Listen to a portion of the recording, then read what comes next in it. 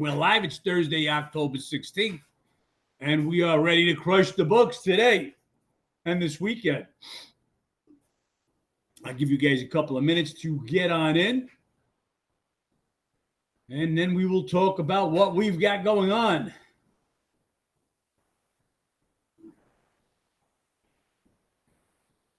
We get a phenomenal break in the SMU game.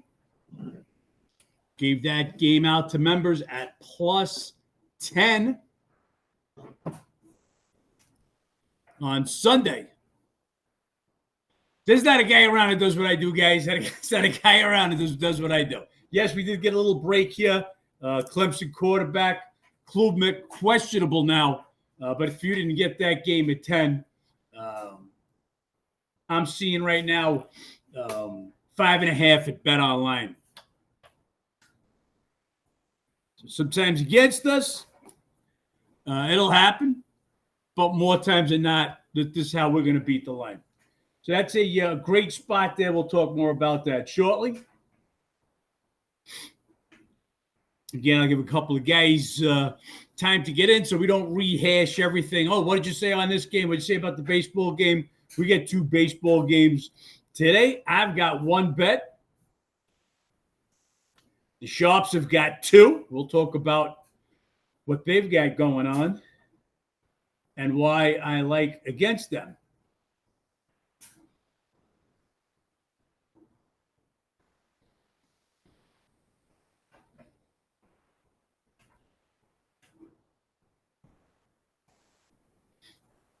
All right, what do we got here? We've got Ginger in here. Was already looking at the bet. I've got to get Beta fixed. Sorry about the messages, guys. Was already looking at the bet when you sent it out today and got the notification seconds later. Ginger, great minds think alike. We're on the same wavelength, I guess, my man. Virgo, what happened? Did I miss anything? Well, if you're not a Massa Edge member and you didn't bet SMU plus 10 Sunday, you missed a whole hell of a lot. Ginger, making us all sharper. And that was the initial goal of when I first came on Instagram during COVID. I was like, what is going to help these guys get sharper? Good afternoon. Okay, just reading some of you guys. I've got to get B to fix these messages. Everybody should look. If you're in here, you're already sure. If you're in here, if you've been a member, guys like Nick, Ginger, guys that have been here forever, Rocket Power, you guys are sharper than fucking 99% of guys that calls them fucking themselves handicapped. They're not handicappers. You guys out there guessing. We don't guess. Everything's math based. It's all about the numbers, and that's why SMU was a 3-unit bet. Okay, understand that also. I want you guys to know it wasn't just a regular bet. It was a 3-unit bet. It's our biggest bet of the season so far. SMU plus 10. Anyway, let's talk some baseball. The Blue Jays get off life support last night. They look like they're dead. Down 2-0. 2-0 in the series, and then down 2-0 in the game. And they proceed to bang out 18 hits. 5 home runs. Remember, the Blue Jays went crazy in the ALDS against the Yankees. And then it just was totally shut down. 2 games at home. So no pattern here. Blue Jays were American League best record at home. Okay. They lose the 2 games at home. They go on the road where they were under 500, and that's where they have their big outpour. Can they keep that going tonight? Guys, I got this as a pitching mismatch. Now, the Sharps took the dog in this one. They took the Blue Jays. This game opened up 132 on the overnight. It's down to 117 at Bet Online, 116 at Pinnacle. And I just can't believe it's that low. Mad Mac's going to be on the mound today. It's not Mad Max from 5 years ago. Certainly not from 8 years ago. This is a 41-year-old. Max Scherzer has not pitched since September 24th. Today's date is October 16th. Okay, we're talking over 3 weeks. He has not pitched a baseball game. And the last 2 times that he did pitch, he was smashed for 11 runs, 17 hits, 3 home runs in just 5 2/3 innings. Nothing I like about Scherzer, and by comparison, Castillo has been lights out. And once again, he follows the pattern that most Mariner pitchers. He is lights out at Safeco. Stats on Castillo. Mariners won his final 4 regular season starts. He went 3-0 with a 1.08 in that span, and he's thrown 6 shutout innings, allowing just 1 hit in his two games, 1 start in the postseason, and that was against Detroit. During the regular season, 5-4, 2.60 ERA with a 1.92 OBA at Safeco Field. Pitching mismatch. It's not an edge. It's not an advantage. It's a pitching mismatch. If Scherzer could somehow go back to some type of form from yesteryear, maybe different. But right now, Castillo, big advantage. Toronto, again, they looked great last night. Seattle, I think, be ready. They got a little embarrassed in their home ballpark. BJ's put 13 on the board. Seattle, as I said, Seattle was fighting Toronto for AL best record the entire season. They had locked up pretty much the West Division by sweeping the Astros at Houston. They come home to play their final 3 games, which was against the Dodgers, and they got swept by the Dodgers, which is just a keynote. Keep in the back of your guys' minds. With that 3-game sweep, the final 3 games, the Dodgers have beaten the Mariners. I believe it's 11 straight. So if we're looking at a Dodger-Mariners series, which I feel we are, that's what we're going to be looking at, an ownership in the series. But again, I'm on the Mariners. Hate to lay favorites, but I'm laying a cheap price with a real good home team, with a pitching mismatch. I feel it's a pitching mismatch. Off a team that, yes, look, Toronto won the season series 4-2, okay, the regular season series. And they dominated in Seattle by a combined 21-7, and they dominated again last night. Can they continue that? Very possible, but I'm going with the Mariners at the short money. Brewers Dodgers. My man Nate, a Massa Edge member, put in the chat the other night. Can't believe this is the same Brewer team, and I can't believe it's the same Brewer team. Start off with that dinger off Yamamoto, and that's it. This Brewer team. They lose both games in Milwaukee to the Dodgers. They had won the prior 8 meetings.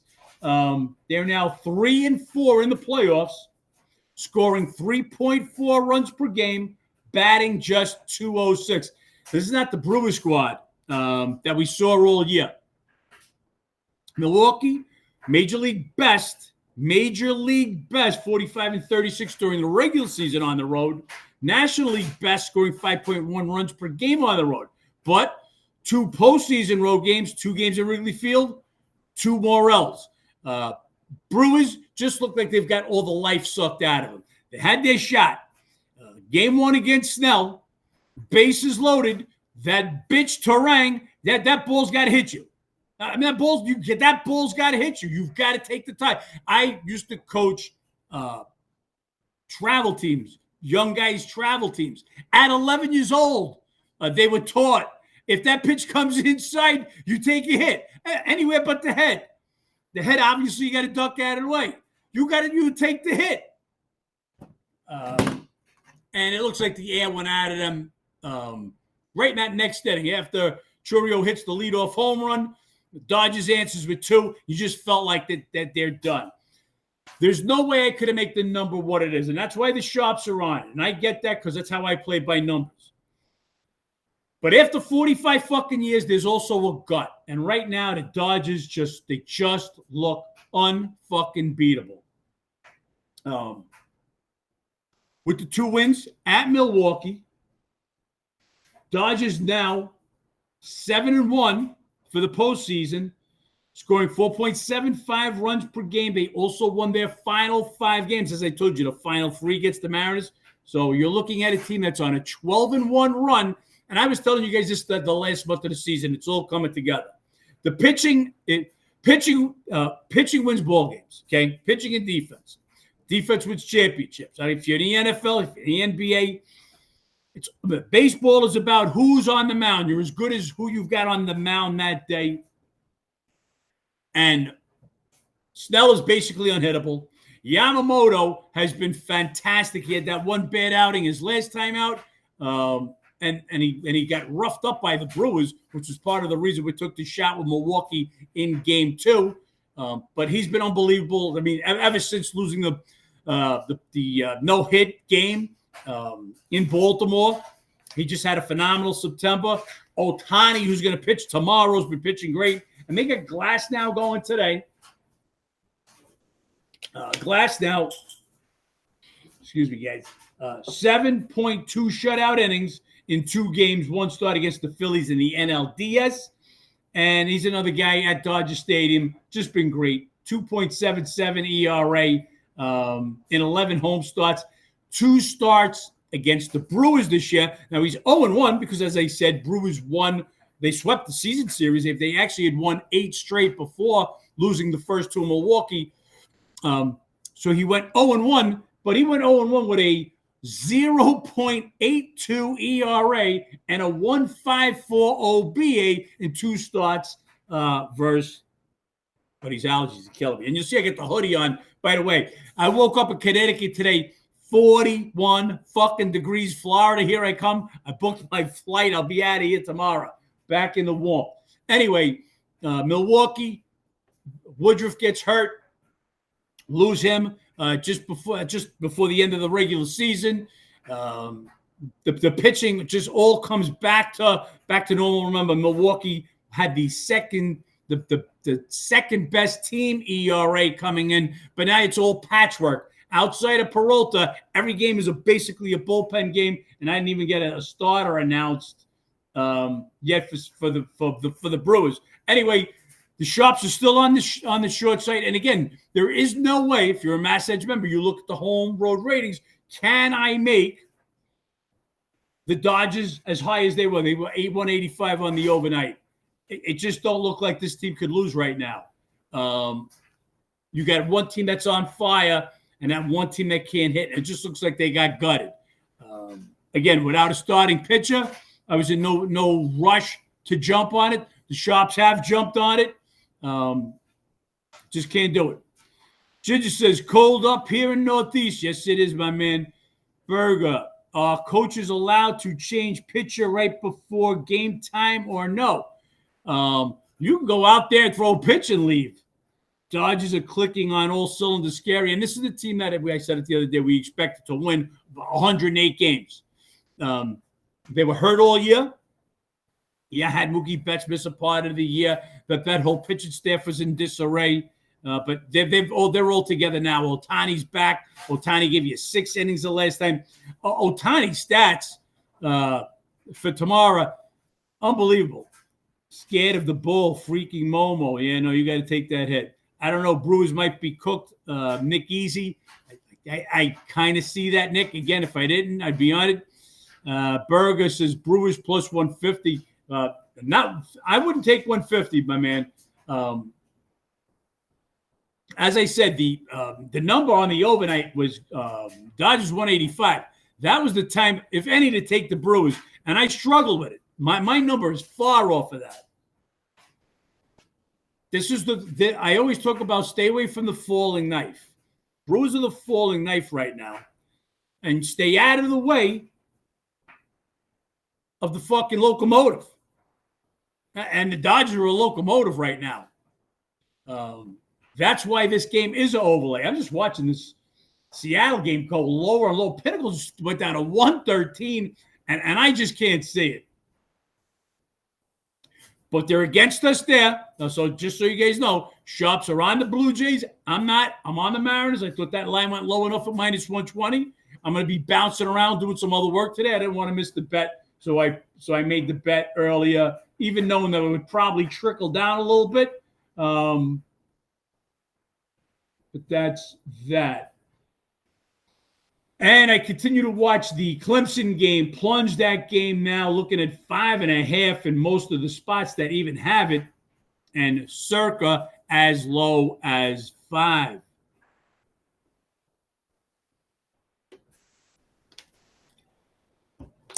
Let's talk some football. I told you guys about SMU from, again, if you're a Mass Edge member, you get to get that bet on Sunday. Lines were put up, and we sent that out at +10. Told you guys about it if you're just a Massa live member. Told you about it Monday. It was already down to 9. Wanted you guys to get there. And again, now we're looking at 5.5. Obviously, Clemson quarterback gets announced probable. That line will go back up. But this was my greatest spot. Actually, my greatest spot so far of the season, a big 3-unit bet there. I've got 2 other college football bets. Just before we came live today, grabbed Maryland +3.5. And that game was actually starting to get hit when we moved it. So I hope you guys were able to grab the hook. That hook's always big. There's a UCLA team coming off 2 big wins. Remember, UCLA was an absolute doormat for the first couple of weeks of the season. They beat a 20-some-odd point Penn State favorite in UCLA. But now we look at Penn State, we say, well, we know Penn State wasn't that good anyway. Then they go to Mich State, and they run it up again, but Mich State loses their quarterback during the game. Now they're going to come back home with a 2-game winning streak. Maryland, they lose 2 tough games. Lead in both games. They were fighting back and forth with Nebraska last week and had a 20-point lead on Wash the week before. They wound up losing both games. I feel Mary goes out to UCLA ready to play. This will be a close game with the hook. Maryland was worth the bet. The other one I took, BYU, was also +3.5. BYU, a home dog against Utah. For the guys that don't know, BYU is in Utah. This is what they call the Holy War. These teams used to meet every year. Then they weren't meeting anymore. Now they're back because they're both Big 12 teams. BYU beat them last year at Utah 22-21. So there's revenge there. There's no question about it. But Utah, different team on the road. Not the same team as they are at home. BYU's been playing great ball. Let me just check one more time. Looking for BYU's linebacker, Kelly, to see if he's going to be available. Still no word if he'll be available. He missed last week. He was leading. He was 1 or 2 on the team in tackles going into last week.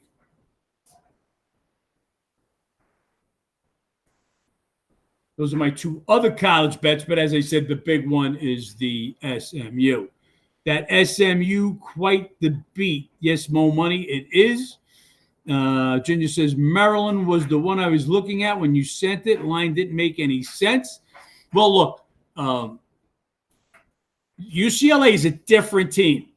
And I'll be the first to admit, sometimes there's turnarounds like that. And it seems like UCLA is one of those.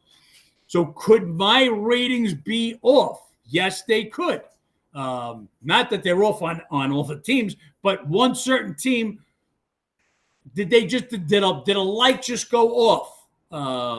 Newhousel, the new coach, calling the offensive plays. Did things click? The transfer quarterback from Tennessee, whatever his fucking name is, did it finally click in for him? So the line could jump. I just feel there's enough of a difference to make a play. Nico, yes, my man.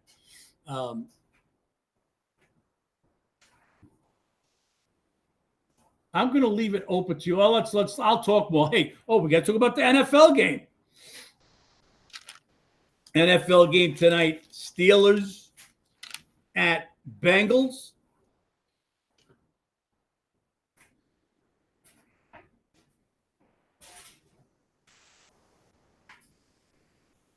Now, the first thing we will say here, Steelers host the Packers next week. So while it's not a look ahead for the Steelers in general, Aaron Rodgers saw that schedule and said, we get the Packers week 8, and then that's his circle game. So he'll be looking ahead. There's no question about it. Was on UCLA the last 2 games, but they may have shot their load, says Ginger. I don't know if they shot their load. We shall see. Just a big swing. For me to get them up there, I've got to make UCLA another 6 points better in the ratings. That would be a lot. So, but let's just stay in the NFL. Rodgers, just like says, definite look ahead spot for Rodgers, no question about it. And he's starting to fit in, get his feel with Pittsburgh. Metcalf looking like more the wide receiver that he was back in his earlier days. Explosive wide receiver with the Seahawks. Rodgers throws another 2 touchdowns last week. That Pitt D that the fucking Jets put, 32 on week 1? And that the Seahawks went into Pittsburgh. We had them Seahawks that game, and Seahawks put another 30-something on. Well, they get Joey Porter back. They get Highsmith back. They're playing better defense. They come up with 6 sacks. They hold the Browns. Okay, it's the Browns, and the Browns are offensively challenged, but they hold them to 9 points. Pittsburgh now has won their last 3 games, allowing just 14.7 points per game. That's the Steelers defense that we've come to know. Steelers are tied with the Rams for 3rd with 10 takeaways, and they are 3rd with a difference of takeaways at a +7. Bengals are fucking horrible, and that's why I just cannot take the Bengals as a home dog. I couldn't take them last week. It was Bengals or nothing with that big 14-point spread. Just Joe Flacco. What are we going to get at Joe Flacco first week?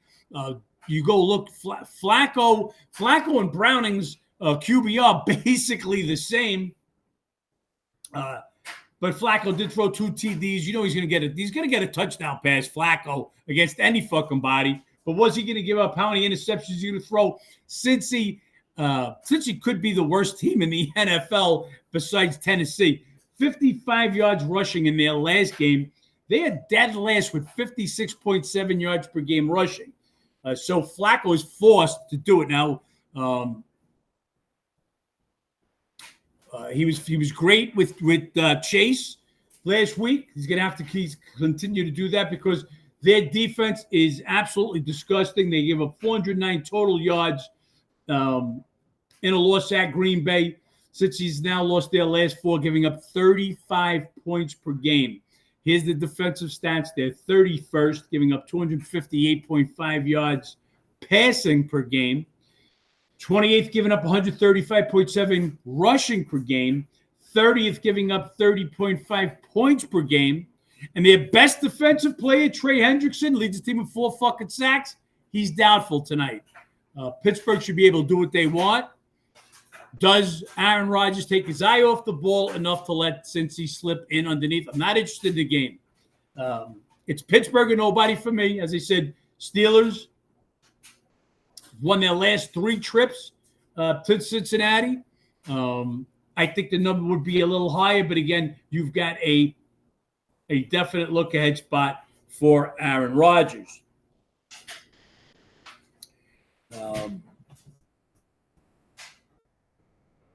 I gave Massa Edge members the Jets. I believe I gave that out Tuesday night. Bet Online had hit 2.5. At 2.5, that was a take. Jets are fucking mangled. Jets with basically no offense, the worst passing offense in the NFL.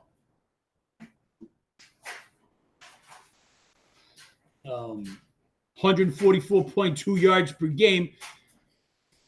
and their best receiver,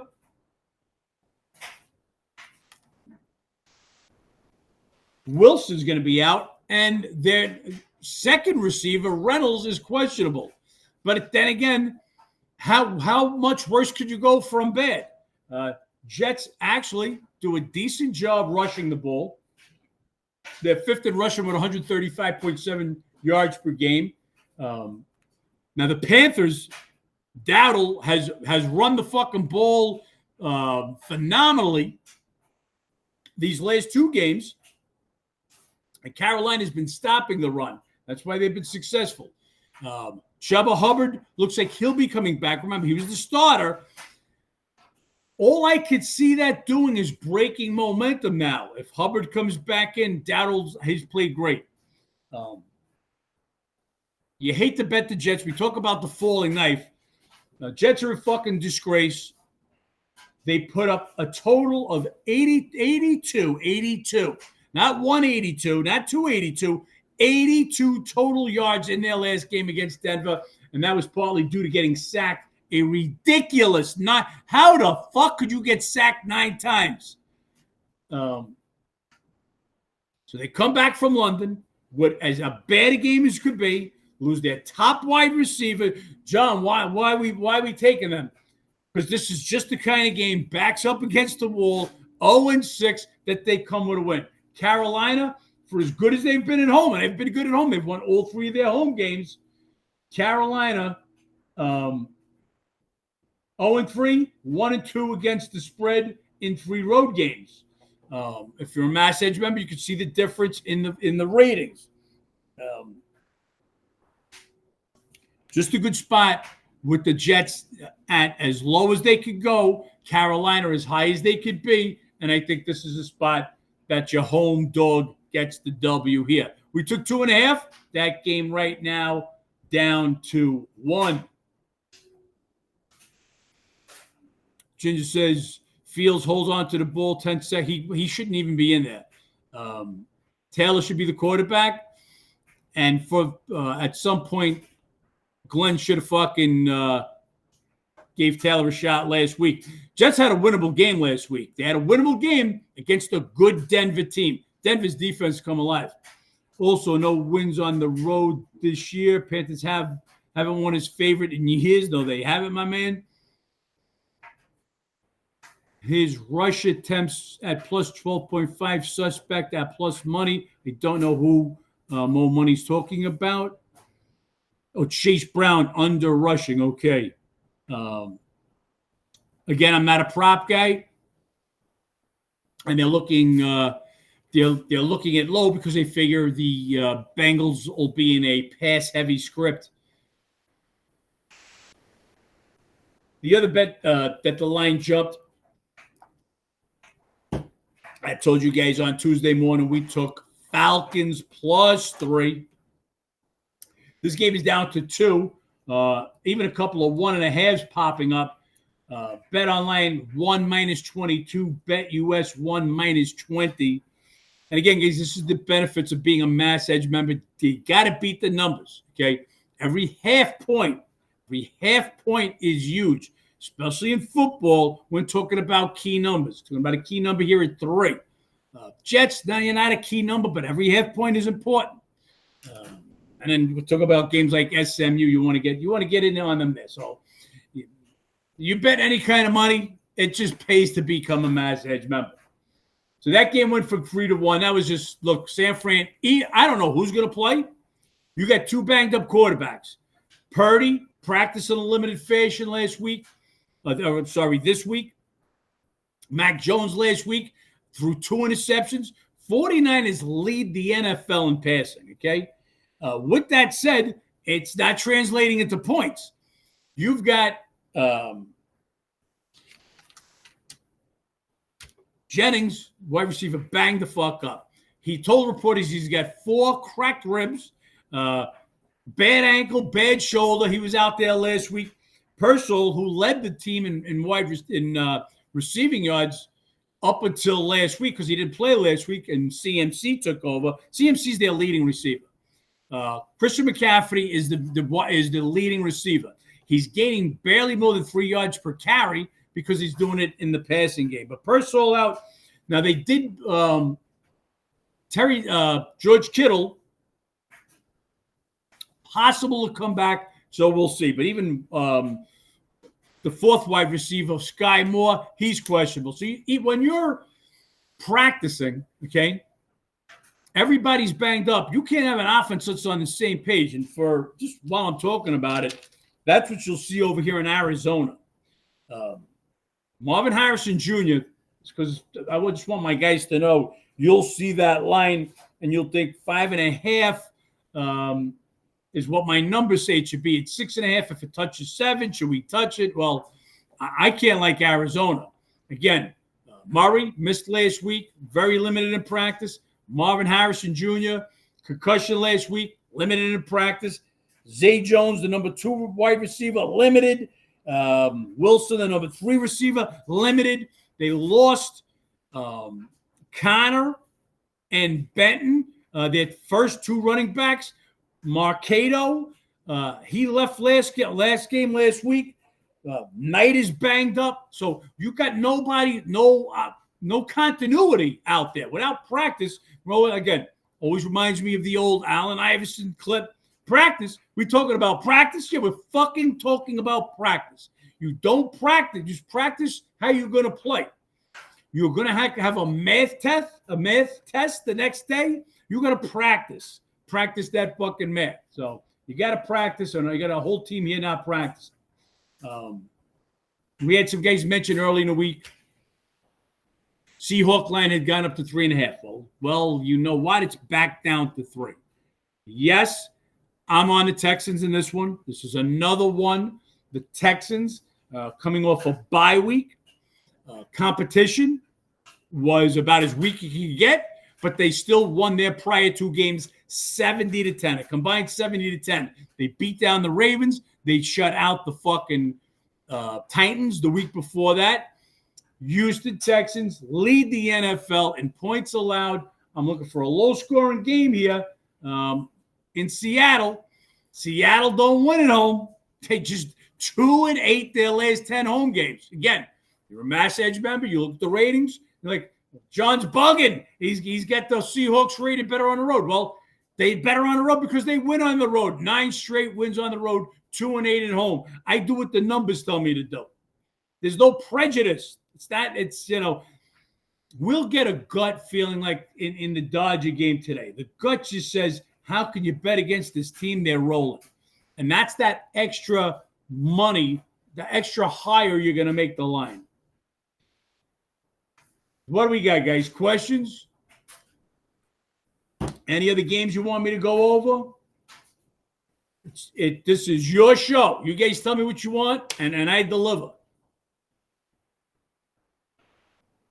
By the way, for my Mass Edge members, I'll be writing up a little reasons as I talk about for SMU, BYU, and Maryland.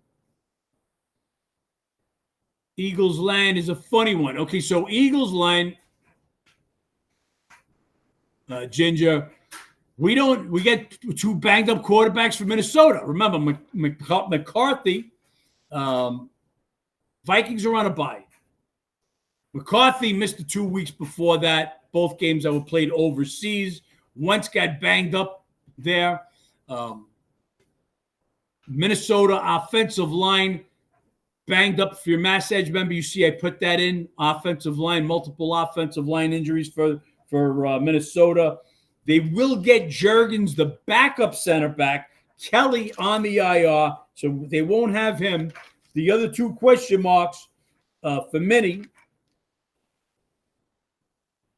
Jackson and O'Neal. Philly will get Jalen Carter back. Remember, he missed. To see what he's worth, look at what that Philly defense looked like against the Giants Thursday night. But Jalen Carter will be back, and we'll be looking to see if Mitchell, the cornerback, will be back. Also, offensive lineman Dickerson. A lot of injuries there. You've got Minnie coming off a bye. Philly coming off half a bye because they played last Thursday night. If I had if I knew we had healthy Viking quarterbacks,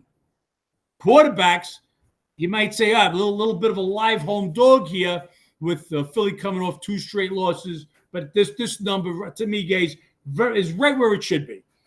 My numbers say Philly is 1.6 points better on the road than the Vikings are at home right now. That 0.6 is the half a bye. So to me, it's like a 1-point game. And the line right now is 1.5. So there's just no room to make a bet. Nick Easy says, thanks, OG. Thank you. Just guys, I thank you. I thank you guys for tuning in. Okay. One more minute. If anybody's got something to ask, now's the time to do it. As soon as I hang up here, it's NBA time, guys. We're right there. And once again, if you guys are going to come on, and I love having you, if you want to join for the $29.99 a week, $29.99 a month, but you guys are going to see NBA games every day. By the time I get on here at noon, those numbers are going to be moving. Jonathan Rifford, thank you, my man. Appreciate having you. Berger says Giants game. Giants game. Giants, extra time, as I just said with Eagles. They played on Thursday night. Denver, coming back off a 2-game road trip. Remember, 2 weeks ago, they go to Philly. Then they go to London. Now they're coming back to Denver. Rough little stretch for Denver. We saw how ugly their offense looked last week. But Denver's that much of a better team. Look, I'm not sold on the Giants. I think they stunned the Eagle fucking team on Thursday night. The last time we bet the Giants on the road, I think might be the last time I bet the Giants on the road. They went down to New Orleans, they go up 14-3, and then commit 5 turnovers. So when you got a rookie quarterback, it's one thing playing at home, and then it's one thing playing on the road. So let's see how Dot does on another road game. My ratings would have Denver 8.7 points better at home than the Giants are on the road. But when you figure in the extra time, with the Giants playing on Thursday night, the extra travel that Denver had to endure, I'm more like 7, the favorite money, 7 minus 15. I wouldn't want to be, if I was posting, what I'm saying is what I would post the line. Back in my days as a book. I wouldn't give you the hook. Okay, once you go over the 7, then it's going to have to be Giants or nobody. So I'd be like 7 minus 15. That would be my number, and the game is 7, guys.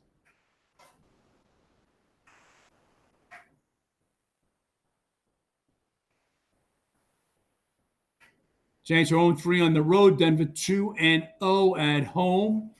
Denver 2-0 at home. Yes, they are. With 1 no cover the first week of the season. Tennessee, it was an ugly game. Denver's offense not in the groove. Knicks has not taken that next step. It has not looked like. They've got to put points on the board against that Jet defense.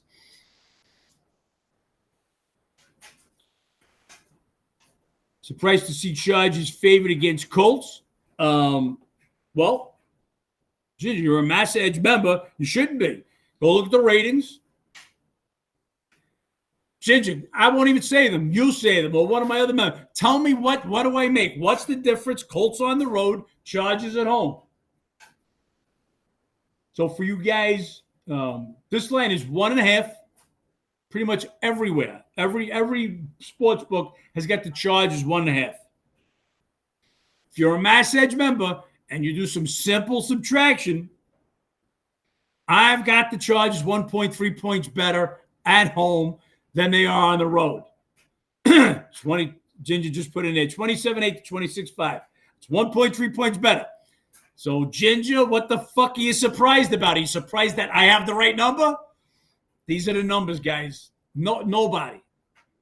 No ESPN, no billion-dollar companies have got better ratings. And don't say that. I don't bullshit you guys, okay? When Delaware's playing FIU, I don't fucking know a thing about it. I don't pretend to know about it. I don't try to give you a fucking bet. I had no bets yesterday. But what I know, nobody knows what I know. So if you guys understand that. Just that Chargers haven't looked good lately. Chargers are panged up. Let's see who the Chargers get back. Look, they lost Slater for the year. Pipkins both missed last week. Will they be getting either one of them back? Will they be getting Quentin Johnson back, wide receiver? Defense is back banged up. Also, Khalil Mack, he practiced. Remember, he's been missing the last few weeks. Will they get him back? So, as always, guys, that's why we do the NFL show at 5 o'clock on Friday. We'll get a better idea who's playing. What do you think about the Cowboys line? Another game, is Terry McLaurin going to play? Washington's top wide receiver? Is C.D. Lamb going to play? Cowboys' top wide receiver. They've both been out the last 3 weeks. You got a Washington team coming off a Monday night game, okay, and got to be on the road at the Cowboys. Cowboys, great success against Washington, 6-2 the last 8. Deebo Samuel, he's not 100%. You saw that Monday night. If Terry comes back, does Deebo sit? Noah Brown, their third wide receiver, he's already been placed on the IR. It's give me Friday. I got to know more about Friday. Highest NFL total I've seen in a long time, 54.5, but definitely warranted. It's actually 55 I'm seeing now at BetUS. Pinnacle's got 55 under 09. Cowboys, you just go look. Cowboys.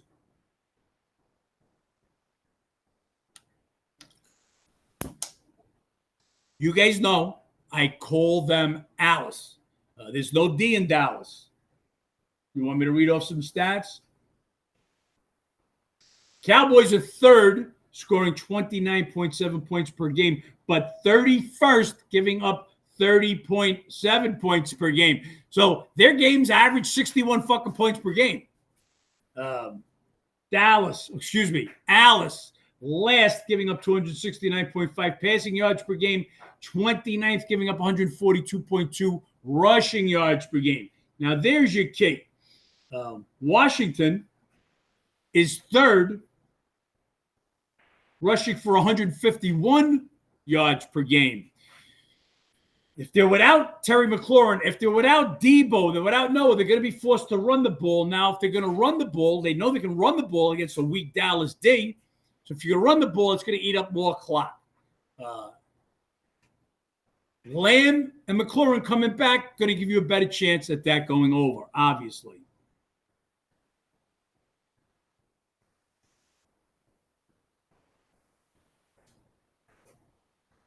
All right, guys, appreciate having you guys in here. Let me get cracking on this NBA so you get the best sports betting information as soon as we tip off the NBA season.